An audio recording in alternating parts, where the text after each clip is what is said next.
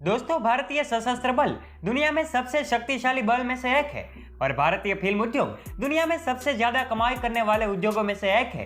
हर कोई उनमें से किसी एक का स्थान बनना चाहता है, लेकिन क्या आप जानते हैं कि कुछ प्रसिद्ध लोग ऐसे भी हैं जिन्हें इन दोनों क्षेत्रों में काम करने का सौभाग्य मिला है।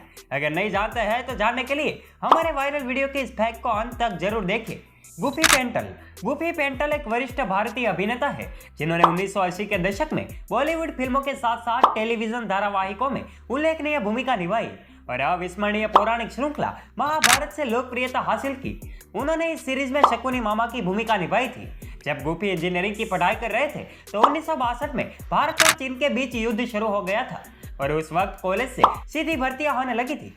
दोस्तों, गुफी हमेशा सेना में शामिल होना चाहते थे, इसीलिए उन्होंने मौके का फायदा उठाया और आर्मी में भर्ती हो गए।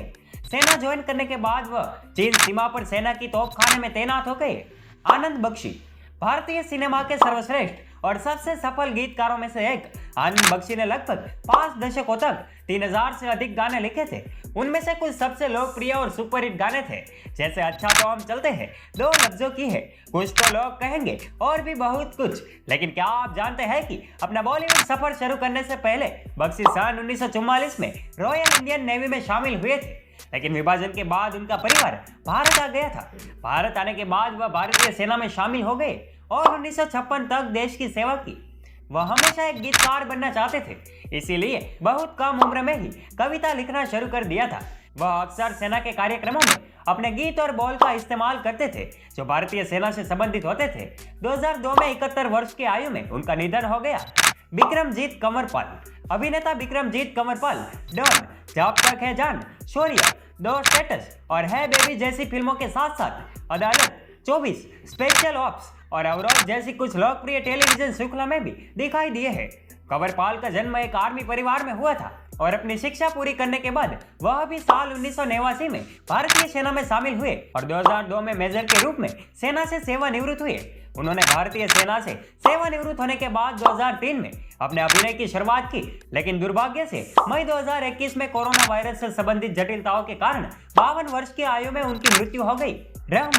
रहमान एक भारतीय फिल्म अभिनेता थे जिनका करियर 1940 से 1970 के दशक तक फैला था।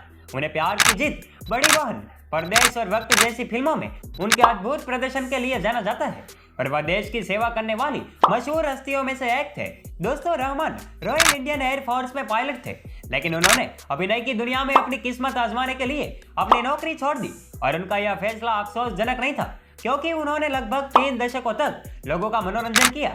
साल 1984 में रहमान की मृत्यु हो गई। रुद्राशीष मजूमदार ने छिछोरे, अवासी, मिसेज अंडरकवर और जर्सी जैसी कई बॉलीवुड फिल्मों में अभिनय किया था। साथ ही कोका कोला और एमजी एक्टर जैसे कई विज्ञापनों में भी दिखाई दिए हैं, लेकिन बहुत से लोग नहीं जानते हैं कि यह प्रतिभाशाली अभिनेता भारतीय सेना में भी शामिल हुआ था। मजूमदार राष्ट्रीय रक्षा अकादमी और भारतीय सैन्य अकादमी के पूर्व छात्र है। मजूमदार 2011 में बल में शामिल हुए और 2018 में मेजर के रूप में सेवानिवृत्त हुए।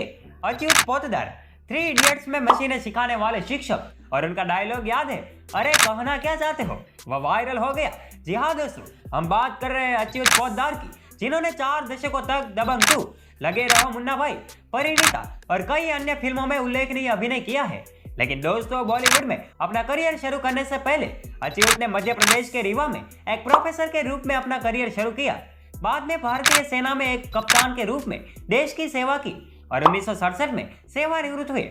उन्होंने 44 साल की उम्र में फिल्म उद्योग में अपना करियर शुरू किया। मोहम्मद अली शाह भारतीय अभिनेता मोहम्मद अली शाह अनुभवी अभिनेता नसीरुद्दीन शाह के भतीजे हैं, जिन्होंने एजेंट विनोद, हैदर, बजरंगी भाईजान और यारा जैसी कई फिल्मों में अभिनय किया।